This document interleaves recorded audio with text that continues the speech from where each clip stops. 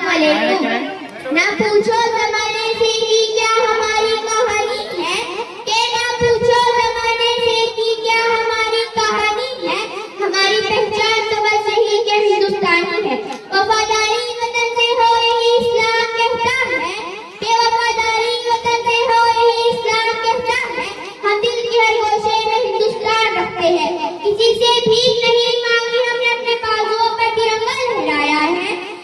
किसी से भीख नहीं मांगी हमने, अपने बाजुओं पर तिरंगा लहराया है।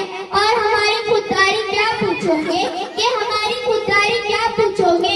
मौत सामने थी फिर भी हमने दुश्मनों को पानी पिलाया है। आज तिरंगा लहराएंगे हम अपनी पूरी शान से, कि आज तिरंगा लहराएंगे हम अपनी पूरी शान से। हमें मिली है आजादी वीरों शहीदों के बलिदान से, जो बहाया पसीना मैदान में एक एक बूंद का हिसाब ले आएंगे। कि जो बहाया पसीना मैदान में एक एक बूंद का हिसाब ले आएंगे।